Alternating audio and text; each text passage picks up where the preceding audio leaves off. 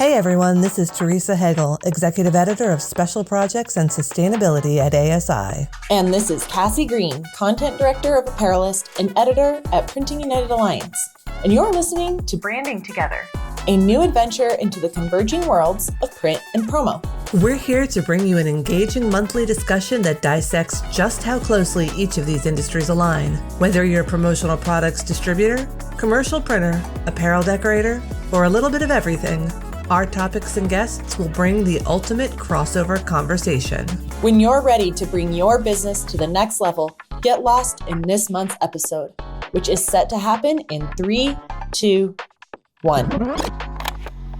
Welcome everybody. It's the month of June and this is another episode of Branding Together. I'm Teresa Hegel, Executive Editor for Special Projects and Sustainability at ASI, and I'm joined as always by Cassie Green of Apparelist and Printing United Alliance. As I said, this is June and our theme this month is kind of all about rebranding, renaming, refreshing yourself. We have a great guest, Lindsey Reid of Emblem, who will be joining us later. But first, let's kind of start with our headlines. So what do you have for us, Cassie? Yeah, thanks, Teresa. Excited for today's episode, but we've got some exciting headlines happening. The first one I wanted to call out from our side of the industry is we actually hosted a legislative fly-in, probably a few weeks ago now, and this is really exciting because one of the things we do as an alliance is advocate for the printing industry on behalf of our members, but just as the industry as a whole. So really this legislative fly-in was designed to educate members of Congress on the issues that do impact and affect the printing industry. So this took place in Washington, D.C. on May 15th. And then executives from, all verticals of the printing industry. So that includes commercial, graphics, direct mail, wide format, book, label, apparel, all met with members of Congress and their staffs to discuss specific policy issues. They even invited representatives to tour some facilities. Dave Liskuski, who's our president, did some speaking and presenting. Really exciting event for us. And just a way to highlight what we do as an alliance. And it does, a lot of the legislative things that, run through even local, national governments do impact the printing industry. Probably some of our listeners remember we've talked about like this ban on carbon black and things like that. So obviously really cool headline. And I provide a link in the show notes so people can read more. Yeah, and I do want to also mention that promo was represented at this fly-in as well because our corporate vice president, Stephanie Cohn-Schaefer, was on hand. And I actually kind of took some from your story and added some of her her comments into a story on ASI Central. But yes, the print and promo industry was there representing all of the issues of importance. So the first thing I wanted to highlight was we recently published our 2025 Salespeople of the Year package. This is something we do every year where we highlight kind of the top performing salespeople in the promo industry, distributors and suppliers. And we write kind of just nice little profiles about, what they've done, why they had such a stellar year, kind of. It's a great way to look at what is working in promo sales and maybe some ideas that you can emulate to kind of boost your own sales progress. So it's a really big package of stories. Everybody kind of worked on a couple, but I think there's some really good stuff in there. So it's worth looking into that. Yeah, no, I love that you share the stories and advice. It's something that I think a lot of people can take away tidbits from. Everybody loves hearing other people's stories and saying, hey, what worked for this person? What didn't work for this person? How can I apply that to my... Oh, and I should mention, as a callback to one of our earlier episodes, rubber duckies were mentioned in this package. Somebody did something with custom rubber ducks, so it is a thing. I love rubber ducks. And oh my gosh, Teresa, I'm laughing to myself because... maybe not, rubber ducks might make a reappearance on this episode later. What? I'm just gonna throw that out there. So people better stick around because who doesn't like talking about rubber ducks? That could be our new theme. Sure, yeah. We'll just find a way to incorporate rubber ducks into Yeah, every episode going yeah, I forward. think so. I think so. All right, what is your other news? Yes, other news. Again, from the Alliance side, is registration is officially open for Printing United Expo 2025. So, for anybody following along, the expo, will take place October 22nd through 24th at the Orange County Convention Center in Orlando, Florida. So, if you're one of those people who feels the need to build on a Disney trip in tandem with the expo, I personally recommend it. So, just, go for it. However, like I said, it has opened. We will do some typical things like the Women in Print Alliance and Student Day programming. Apparel Zone will be a huge part of it again this year. And then, of course, Alliance members do receive VIP perks and access to the expo. If you have not been to this event, get ready. It's huge. It's a lot of fun. We are starting to engage with ASI, and while our official pavilion won't take place until 2026, this is a fun way to really start engaging even with the promo side of the industry. So it's definitely an event worth attending. So if Yeah, you are ready to register, click on the link, get registered. We'll see you there. I'm going to be there Yes. actually, and I think I'm actually teaching a class. So, Yes. if you weren't going to go before, now you definitely have to because why would you want to miss Obviously. that? Right, you've got to attend Teresa's class, people. Come on.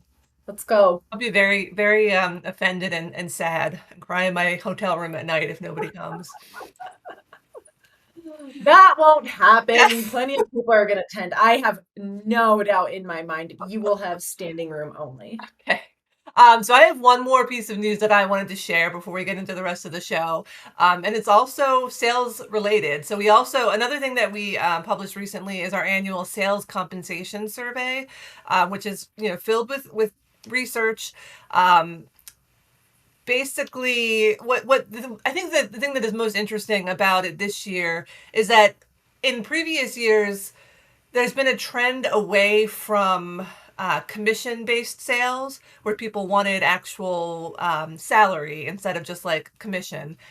But there's actually been a surprising resurgence in the past year of more commission-based payments. So I think that's pretty interesting.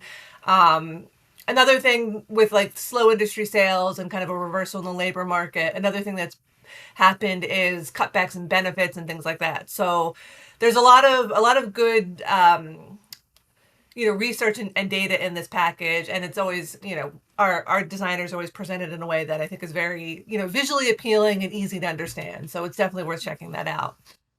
It's another way to just make sure you're plugged into what's going on in the industry, understanding the trends and how different economic events and things impact our industry. Yeah, for sure, for sure. Um, Okay, so let's move on to our next section. The one thing I wanted to kind of start things off with was talking about the idea of branding and refreshing your brand. So I thought it'd be fun if we could sort of describe our own personal brands in three adjectives, and then perhaps how that has changed over the years. So do you want to go first, or do you want me to go first? It doesn't matter, but I have to say, this was a struggle for me. I am one of those people who my personal brand could be one thing one day, and then within 24 hours it might change. Well, that could So be maybe, that could be it, changeable. yeah, yeah, maybe that's one of my adjectives is um Or yeah, chameleon. changeable. I was trying to think of a really like funny one to represent that. So let me marinate on it a little bit more Okay, while you go all right, and I'll go share first. share So me. the three that I came up with um, are creative, curious, and collaborative. Um, Ooh, and even some alliteration there. you got it. Well, Speaking to that's our I love editors. alliteration.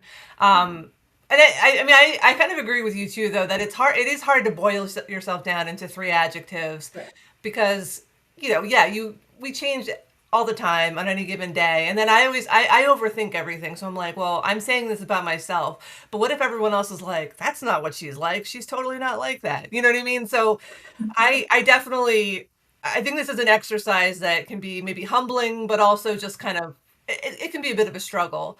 And as far as how that's changed over the years, I think the creativity and the curiosity are sort of, they've been there all along, but I think it's the collaboration is something that I've had to kind of cultivate. It's a skill that it's like a muscle that you have to cultivate. At least for me, I'm more of a lone wolf. Like, as writers, we like to kind of do things on our own, get in front of our computer and just like type away.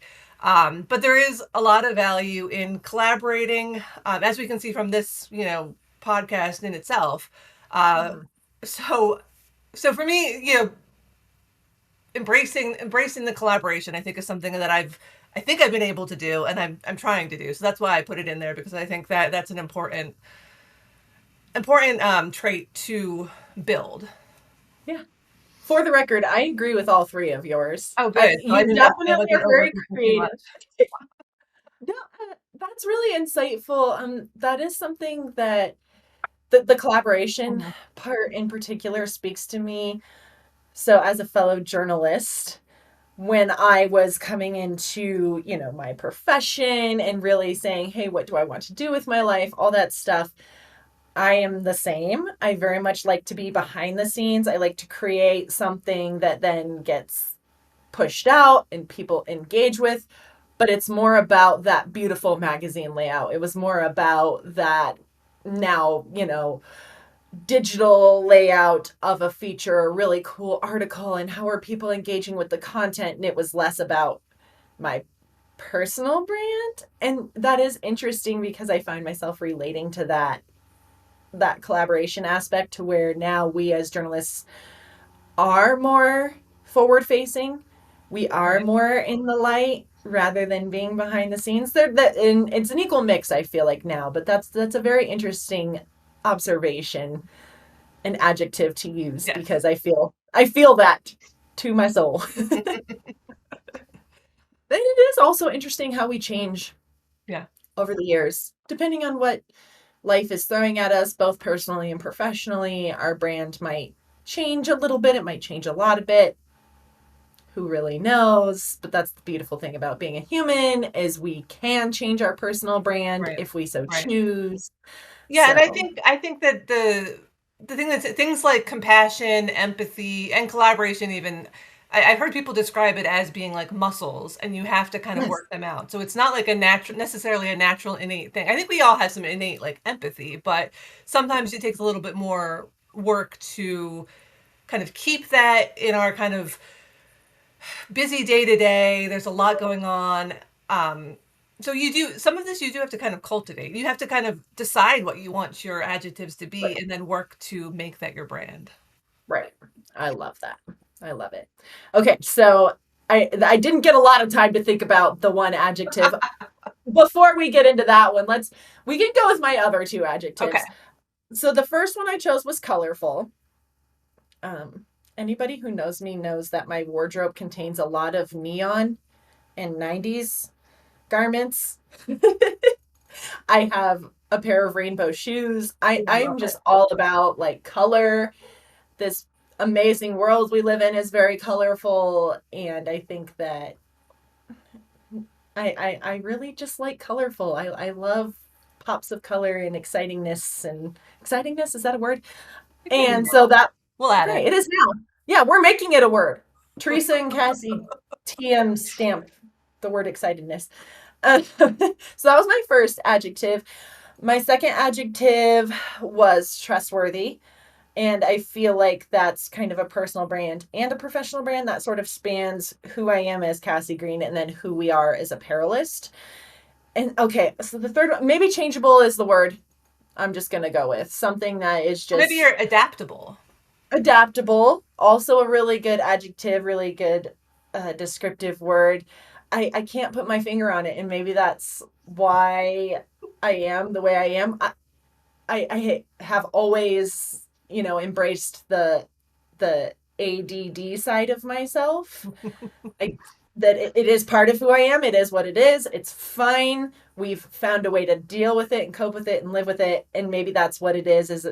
And I'm not saying that in a negative way in any way, shape, or form. It's just my brain is constantly in a world of like, hey, here's what's going on today, but here's what's going on tomorrow. And yeah, maybe adaptable. Now I have to adapt my personal brand to that, and that's fine. I'm okay with it. I love it. Yeah. Let's Well, just be what we I are would today. say that the trustworthiness and the adaptability are both really great qualities as a journalist, right? Because trust is something we really have to build, and Yes. it's easy to lose, but so important to have. And the adaptability is because we're not in a job where you're doing the same exact thing every day. So if you can't handle that kind of uh, lifestyle, that kind of work day, then this isn't really the right job for you. So Right. maybe that this is all good for what you do with your life. So There you go. And you and I, we are not B2C journalists. We are B2B journalists. And in this industry, the print and promo industry, there is a lot that changes. I mean, like you just said, there was a trend where salespeople were moving away from commission based and now seem to be moving back toward it. And so the industry that we work in is constantly being forced to adapt and change to what's happening around it in order to be successful. And I right. think that's something that we just start to have ingrained in us is we work with it, we change with it, and we accept that part of the industry. And I think that's a really cool thing because otherwise it gets stagnant. Yeah, totally, totally. All right, well, this was a great discussion, and I think it segues really nicely into the interview we have planned. So, without further ado, I want to introduce Lindsey Reid. She is the founder and CEO of the promo distributor Emblem. That's EMBLM, in Elliott, Maine. And she's also the president of Direct Printing and Graphics. So Lindsay, who grew up in the print and promo space, she actually bought her parents' business in 2020 and then last year underwent a total company rebrand. So today we're going to be talking with her about her experiences in print and the promo side of the business, but as well as the challenges that she has encountered as she did her rebrand. All right, Lindsay, it's so nice to have you on the show today. And I just kind of wanted to start out kind of from the beginning. So, can you tell us a little bit about your parents' business and what it was like growing up in this industry? Yeah, thanks for having me. So, my parents started direct printing and graphics in 1993. My dad grew up working in offset printing. I think his first job ever was in a print shop. So, I have very vivid memories of visiting these, high noise, high chaotic print shops. I know the smell of ink. I know the chaos of a bindery. Those are all really kind of comforting sounds and smells for me, like still today. But when I joined the team in 2016, I had the intention of building up the merchandising side of the business. That was always an aspect they offer for somebody that like needed pens. Um, when I created this role and this idea for myself. I left my previous job, and I remember when I quit the job, my boss said to me, isn't the print industry dying? And I thought, no, it's not, and it's different. And that was a great thought, reassurance for me that that was exactly what I needed to do. I really felt something different when I came onto direct printing graphics and with the idea of building Emblem and making it my own. I've learned so much from my parents. My dad is a true salesperson. Anything he sells, you can buy. And then my mom really she's so smart. She was really the silent leader behind the company. So she was the reason why everything happened. She made sure that the budget was right and that, the marketing was right and that everything was kind of the fuel and the power behind it. So I'd like to think I have a little bit of both. That is so fun. And that's one of the things Teresa and I were kind of talking about this episode is first of all, the printing industry has been quote unquote dying for decades Oh, now. I know. And yet Yep, we are still here doing great and changing and evolving. And that's one of the absolutely. things we've talked about this episode. And one of the things that stood out to me when Teresa and I were talking about, who is Lindsay? What does Emblem look like? You bought your parents' business in 2020, Mm. and we all know what happened in 2020. There's this Oh, little thing yeah. called the COVID pandemic. So, Part talking of it. about change, can you talk about that experience? I mean, what was that like? What strategies did you have to use to really stay afloat and adapt and change during a challenging period? Yeah. So, I mean, we had the date in line for many, many years. We always knew that I was going to buy the business in March of 2020. The ink was literally barely dry when the world shut down. I think the date of the business that I signed the document was March 4th. At the same time, my husband and I were planning a wedding. That was supposed to be April of 2020. So personally and professionally, things were just crashing. So naturally, I did what anyone would do. I cried and then I got pregnant. So no, but seriously, I mean, I really believe that Emblem's success today is because of our start. Because I bought the business in 2020, even though the business had been around since 1993, we were considered a startup. So we were not eligible for any of the government funding that came along with that time. But we didn't give up. We really were able to just be scrappy and meet our clients where they were at and figured out solutions for problems that they were having too. We easily could have just shut down and said that was really it. But we were able to find alternative sources of funding. And really, that was one of our more successful years. We were able to kind of push through. So I don't think that we could be where we are today if we didn't have that crazy start to our story. That's really cool. I'm glad that you were able to push through. It was such a weird, challenging time, and everybody was kind of scrambling to do, I don't know, whatever they could. Like it was when everyone was getting into like the PPE, PPE. PPE. Yeah. I kind of forgot what it was already. I used to write about it all the Yeah. time. Um, I know. We sold some of that. yeah. Don't get me wrong. I remember specifically one of our clients asked us, you know, we're looking for these gowns, for everyone on the floor for this, medical device company. And it was a huge opportunity, and I had to stop myself to think, I don't know anything about selling PPE gowns. And what is the liability here? So while the money was there and everyone was chasing it and it was like a hot dumpster fire that people were like diving in, we definitely stuck with what we were good at and didn't go outside of our means. Awesome. So I wanted to kind of move forward a few years to last year. I know you guys kind of underwent this full rebrand with a refreshed website. Can you tell us a little bit about why you decided to go that route and do the rebrand? And then just some of the biggest lessons you learned in this whole process.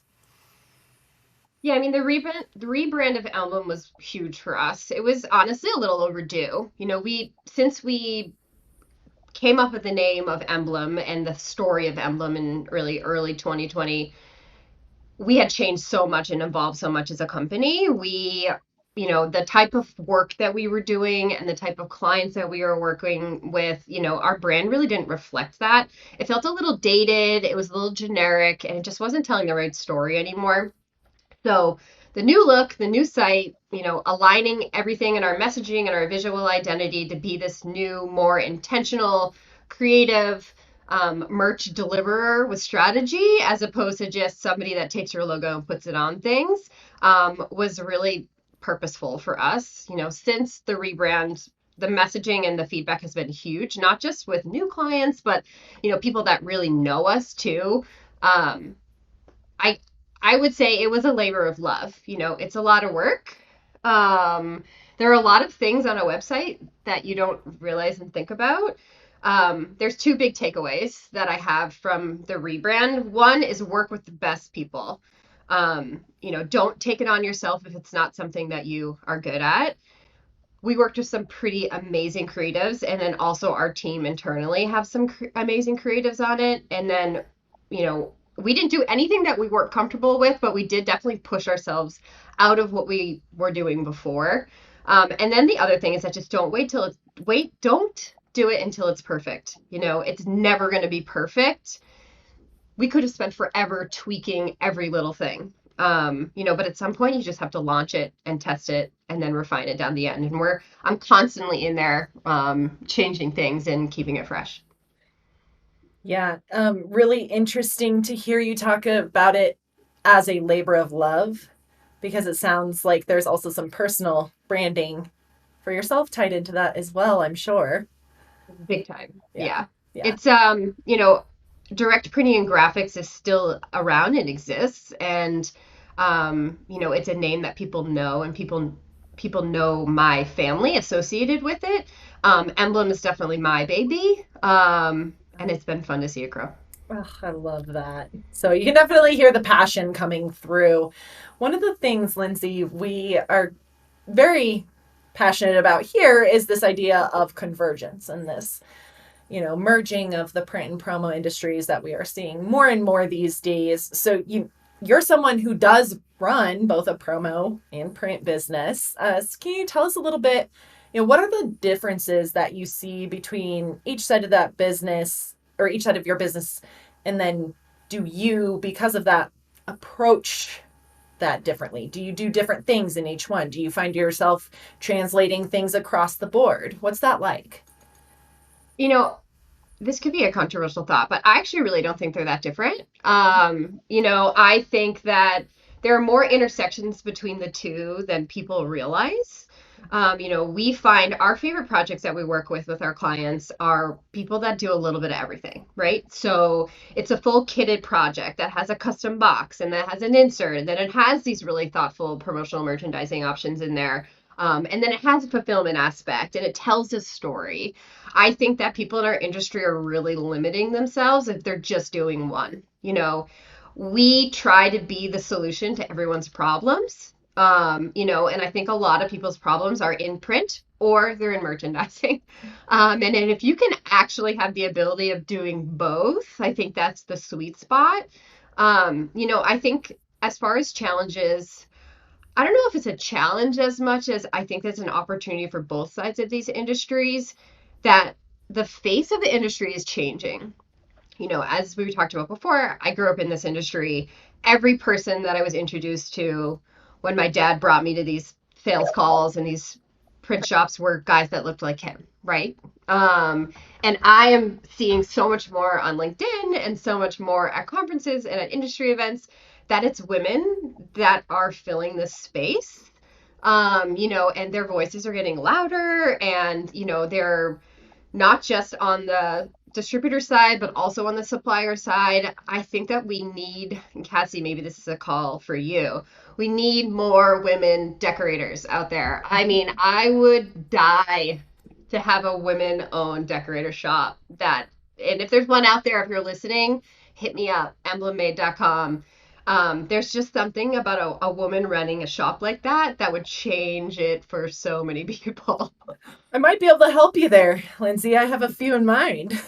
Okay, slide into my DMs because that is something that my I love team it. has been waving the flag. Yeah. Yeah, so I mean, speaking of sliding into DMs, but What no, I mean, transition like, did you what think is, you were I going to think say that today? you're very active on LinkedIn, at least, because that's where I found you. I never knew who you were, never heard of you until I saw a post you had made on LinkedIn. Um, so can you talk a little bit about how you are using that platform to kind of build your brand and build yourself as an industry thought leader? And also, do you have any kind of tips and strategies for people who want to kind of go the same route as you? Yeah, I mean, LinkedIn has been a game changer for me in terms of, building both personal brand, but also industry credibility. I think you're right, Teresa. A lot of people don't know who I am or who Emblem is. We're a relatively small organization and we're young. I think people know all the big names in this industry, and a lot of times people who are smaller can just use the resources that are given to them and don't try to stand out a little bit. What's working best for me on LinkedIn is just being genuinely helpful and trying to share behind the scenes content. So, especially things that people in the merch space like aren't talking about. So why certain things fail, projects that didn't hit when you thought they were, making swag that people actually want. I think that there's striking a balance between like expertise and just being human and personalizing posts. Um, I think some of my best performing posts per se weren't super polished. They weren't written by ChatGPT. Just signing on, like writing honest insights about, what I'm doing every day. A few tips I'd share. I think be consistent. So don't just post and run away. I think you have to comment, you have to engage, you have to build your community. And then finally, just show your face. Videos are hard. I have taken a million takes to try to get videos out.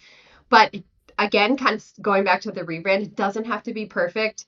No one's expecting you to say it without stuttering or making a mistake.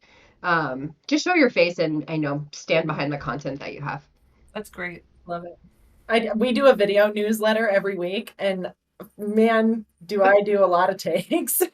You can always tell when I'm doing content because my like photo screenshot on my phone is just a million pictures of my face. And then I forget which one it is, and then eventually you just give up and you say, I'm just gonna post it. Right. And that those are the ones that always are, I think, most genuine. Agreed. Fully agreed. So speaking of sort of building that brand, building that identity, Lindsey, if you could rebrand yourself, maybe it's a new name, maybe it's a new look, maybe you give yourself a tagline. What would that be?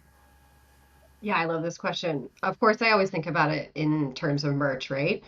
Um, Mine would be Mom on Mute. I think that my tagline would be quietly crushing chaos. Ooh. And here's what I thought of on this is that I have two young boys. And I'm also growing a business and our team is constantly growing and it's a juggling. I'm really managing two businesses. It's a juggling act. So I find that I'm always doing that while telling my kids to stop yelling. So I think that it would be Mom on Mute. And I have a lot of great brand strategies for that. So, keep an eye out for that. Brilliant. Cassie, you're a mom of boys as well, so I assume you can Yeah. relate to this. Yeah. Oh, there's nothing like it. Two boys. I think today, as they were getting in the car to go to school, one of them actually shoved the other one out of the car door. No. Yeah. So I mean, that it's he could survival get of in the first. fittest over here. It's survival of the fittest. I have an only child, and it's a very different experience, I think, but it has its own Hey, challenges. But it sure does, Yeah. and I'm finding it the cool part about being on LinkedIn and all these industry things that you see people posting is that, and maybe it's COVID that started it, but it's very accepting to be on a call with somebody and having like a meaningful conversation and then have them be in the background and be like, take it down.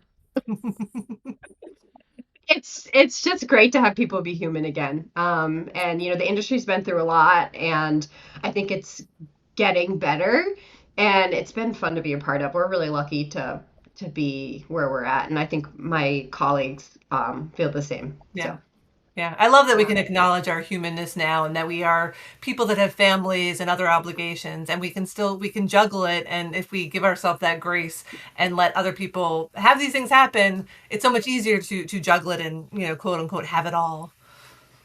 absolutely, and that's not possible. What a myth. So anyway, it's been really great being on here, and thank you so much for having me. It's you know nice to have people recognize what you're doing. Well, thank you. Thank you Well, so much for joining wow. us. Wow. Yeah, no, thank you, Lindsey. That is really cool. It's looking forward to seeing more from Emblem, from you, and seeing how you grow and just become a powerhouse. I have no Quietly doubt in my crush mind. it. You're right. Awesome. I appreciate that. Thank you so much. Well, Lindsey, thanks again for joining us. What a great discussion about something that probably hits home with a lot of people, not only going through a rebrand, but the timing with her purchasing her parents' business and all of that is quite a neat story. So, it is time for the final part of our show, Teresa, where we get to have a little fun. And I usually find myself trying not to belly laugh through this last part of our podcast. Hopefully, all of you listeners enjoy it. This month, Teresa came up with something really funny. So we have each selected 5 random things. Could be anything, could be a person, place, animal, idea, thing, whatever. And the other person has 10 seconds to rebrand it with a funny or silly name. So this should be pretty hilarious. I hope so. I'm excited, Teresa. So, who wants to go first? Do you want to share yours first? Do you want me to share mine first and you come up with a funny name? Why don't we go back and forth and I'll go first with yours. Okay. Who wants All to go? right. Let's turn on the brain. All right. Let's turn on that creative side of our journalist Yes. brain. All and right, here we let's go. Here we go. The first one is airports.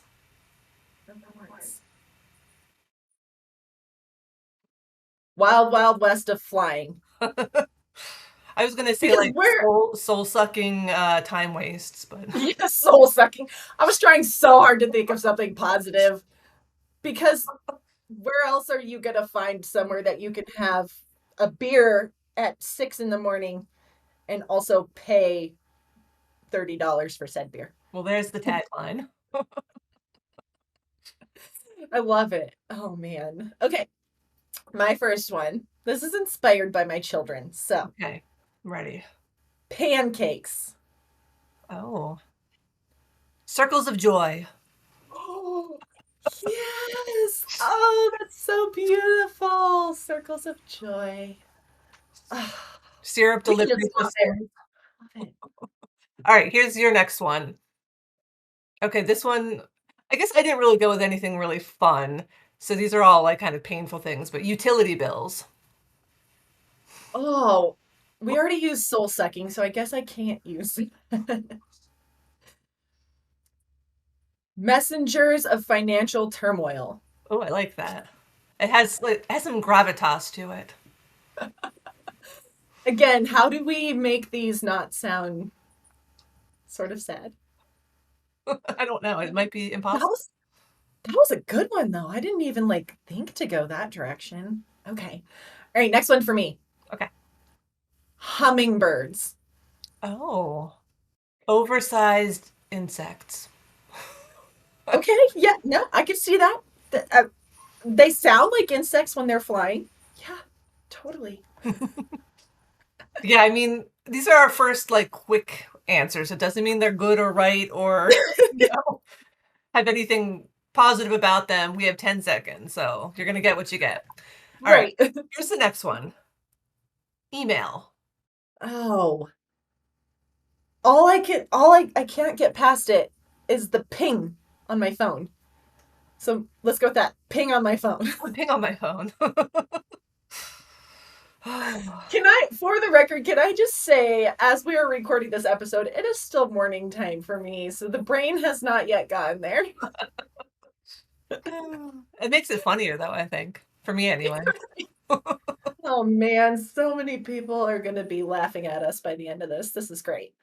All right. That's actually perfect for my next one because my next one is computer. Computer. Um ooh. Glowing rectangle of doom. We went You went iRobot direction on that one.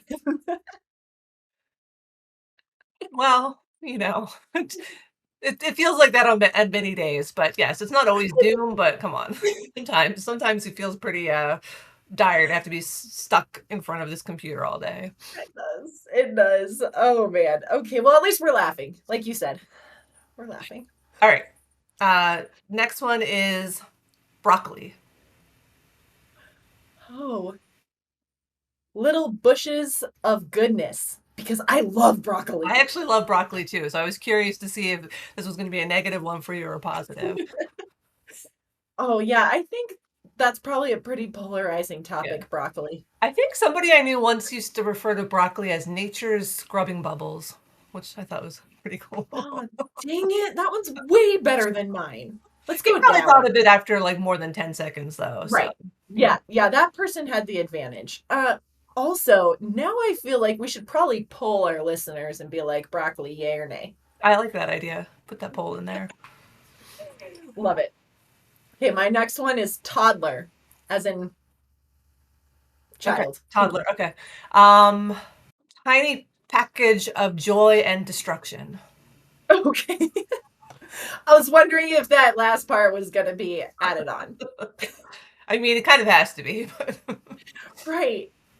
So this is going to sound really terrible, but I'm going to say it anyway. There's a radio show I used to listen to, and they would do this segment called Drunk or Toddler, and that's all I can ever think about.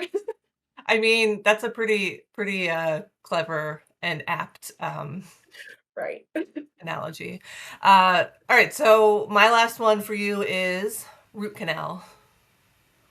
Oh. Okay, so for the record, before I start my 10 seconds, never had a root canal, but I've heard they're terrible. So, that being said, root canal, death by drill. That's my drill. I like it. I don't know. That's how my husband would describe it, I feel like. Probably. That was good. Okay, my last one, and I'm so excited to say this, rubber duck. Um, oh my goodness, now I have to get a really good one. Rubber duck. I love rubber ducks. Uh, floating floating brand vehicle. Yes, Since I we know love that we it. can customize them, so let's lean Right, into that part of it. right. It is purely coincidental that I happened, like, I did not change my list from when I was coming up with these ideas as we did the introduction to this episode. So I have to say, my heart is happy that this happened. I'm just hoping we can continue to organically bring rubber ducks into the podcast whenever possible. But I think we should just kind of forget about it each month and then like be surprised that we brought it up again. Like I don't want to like force it in here, but if we somehow just sort of I don't know, rubber duck randomly appears, that'll be good. I love it. Let's do it. Let's just lean into the accidental organic rubber duck showing itself whenever it just happens. Yes. All right, well on that note, I want to say thank you to everyone for listening. We'll be back again next month with some more fun stuff and possibly rubber ducks, but we cannot make guarantees because we don't want to jinx it. But have a great day, everybody.